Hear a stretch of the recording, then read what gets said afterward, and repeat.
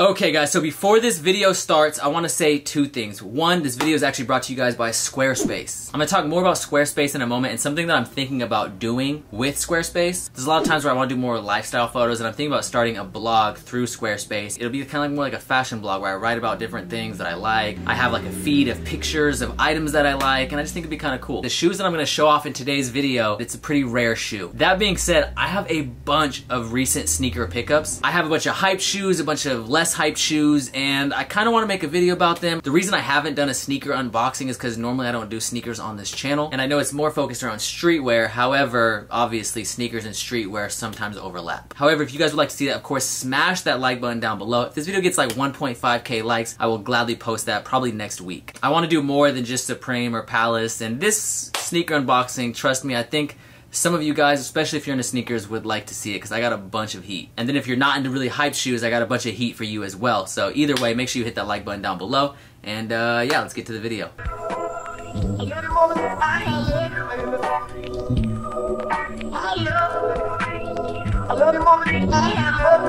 It has finally come!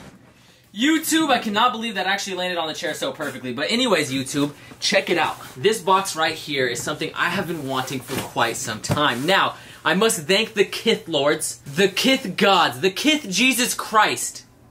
Actually, if the person that blessed me is watching this, I guess Jesus Christ wouldn't really make sense either. The Kith Judaic plug herself. A lovely friend of mine actually helped throw me the bag, and I just alley-ooped that right inside the hoop. So yeah, I still paid $500 for these, but once I open these guys, you will see exactly why I'm so gassed. I don't think a single YouTuber has this shoe. In fact, I don't know a single person who has this shoe. But yeah, this was a really hard shoe to get. They didn't do first come, first serve. It was completely raffled off, and I'm pretty excited to be the owner of this shoe because I actually really want this for my personal collection. A shoe of this caliber deserves nothing less than the black blade, of course.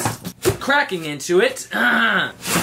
Boom! Okay, so just look at this beautiful box right here. This thing is looking absolutely delicious. If you look right there, you have the Kith Consortium 4Ds. Now, this shoe right here is kind of like a, what would you call that? Like a Today, Junior? Re-release almost of like the Kith Ronnie Fieg Ultra Boost, but this is the 4D, baby. Yes, you are watching this in 4D, full effect. Oh my goodness, I am so gassed. So, cracking into the actual paper, you have this right here. It says, "The respect is mutual" at the bottom. This box, like the whole packaging is amazing. Of course, you have the Consortium little crest right here and the Adidas emblem right there as well. You have that same Consortium crest with a little handshake on the wrapping paper, and it's official. I'm not being pranked, baby. We got the Kith Ronnie Fieg 4Ds. Now this shoe is so sick. I've wanted a pair of 4Ds for quite some time.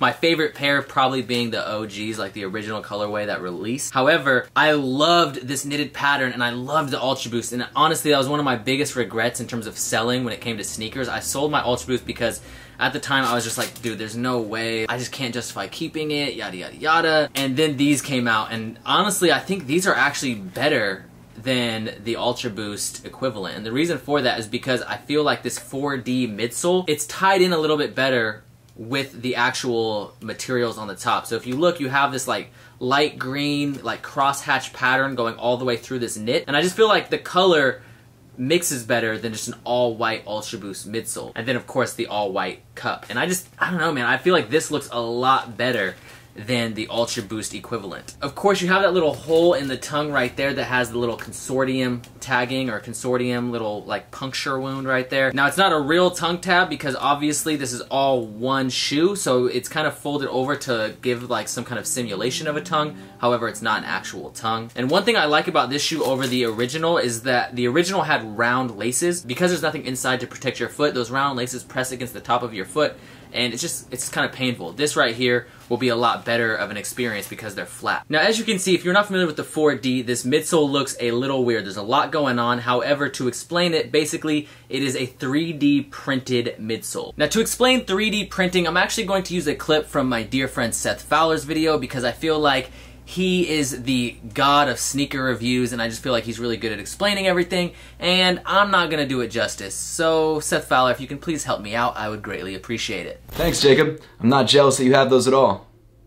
One of the biggest innovations in design and manufacturing over the last couple decades is 3D printing. 3D printing allows you to rapidly prototype ideas and concepts without having to fully manufacture them, which of course is expensive and time consuming. So for example, I used to design kitchenware. So when we wanted to come up with a new handle for a spatula or something like that, all we had to do was actually build the handle in 3D and we could have a printed out version of the handle within 2 hours. That allowed us to test a bunch of different handles in one day versus actually having to carve all the different versions out of foam or wood or something that would take much longer. This technology has obviously revolutionized the way that products have been designed. However, because of the brittle nature of the material that 3D printers use and the amount of time it takes to actually print something out versus injection molding it, 3D printed products have never really been able to go to market. But that's why Adidas 4D is so groundbreaking. The reason Futurecraft 4D midsoles are called 4D and not 3D is because they're not technically 3D printed, at least not in the conventional sense. The way 3D printers work is that they print a layer of material down on a surface, kind of like an inkjet printer, except rather than just printing one layer, they print multiple layers over top of each other until it builds a 3D object. The way the 4D is manufactured is through a process called digital light synthesis. Rather than this midsole actually being printed on top of each other in layers like a 3D printer, DLS is actually a process where they project light into a resin basin, and then as the light's projected into the resin, it hardens, and then as that's happening, they're slowly pulling the midsole out of the resin. As of right now, the process is still a little slow, and that's why these 4D midsoles are so limited. However, because of the way the process works, these midsoles will eventually be fully customizable for any foot shape. So Adidas's hope is that one day you can walk into an Adidas retail store, have your foot scanned, and then walk out with a sneaker that's customized exactly to your foot. But that's pretty much it, man.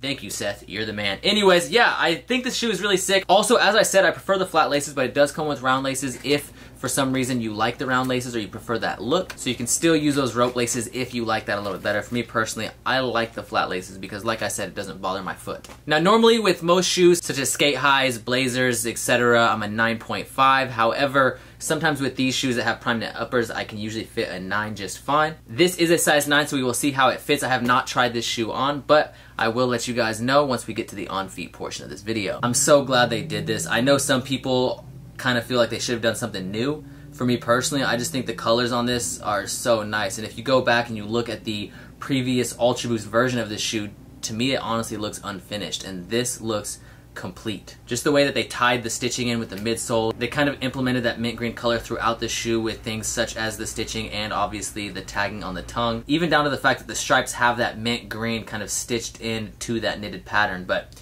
overall, man, I'm really gassed to have my hands on these. I'm super lucky to be able to even freaking have these in the collection. And I'm honored because I really regretted selling that Ultra Boost. But now it's time to look at the shoe on feet. Real quick, before we do that, earlier in the video I said it was brought to you by Squarespace. Now, technically this video is not actually brought to you by Squarespace, it's actually just brought to you by me because Squarespace isn't sponsoring this video in particular. I am working with Squarespace. We do have some plans for upcoming videos. However, I just wanted to mention them before I actually do that because I want to get your guys' opinions on the website that I want to be making with Squarespace. Not to mention that Squarespace is a platform that I think is sick, so I think it's awesome that they even reached out to me. So, that being said, if you guys do plan on getting a Squarespace, I will have a link for you very soon, and I'm excited to see what you guys think about my idea about basically doing like a little fashion blog through Squarespace. I think it'd be kind of cool. Oh, also, by the way, I've been wearing these right here, and just so you guys know the fit, I'm a size 9.5. I'd say like a 9.2, 3, 4, 5. I don't know. Basically, like a 9 1/4. But if you look, I have a whole thumb space before my toe and the front of the shoe. So they're definitely spacious. They fit a little bit big, but that makes sense because Futurecrafts don't make half sizes. So if you think they only make 6, 7, 8, 9, 10, and 11. So they make 6 sizes in total. If I was to wear a size 9 SB blazer or a skate high, if it's not a canvas shoe, it'll be so uncomfortable for my foot. Usually with canvas shoes I can make it work, but if I wear a size 9 normally it's like genuinely actually uncomfortable. It like hurts to wear. That's one of the reasons I don't ever wear my neck face blazers. So keep that in mind if you buy a Futurecraft. You could probably almost go a full size down, although I wouldn't recommend it. I would just recommend dealing with a bigger shoe, especially because they're so expensive, but you know, that's just me. I know it seems like I have a lot of space, but because of the prime knit upper, it kind of just conforms to your foot and it still feels really nice. Anyways, going over the footage, I still have some editing to do, so if you look right here, we have this beautiful little on feet portion that I filmed, what, yesterday? Yeah, yesterday.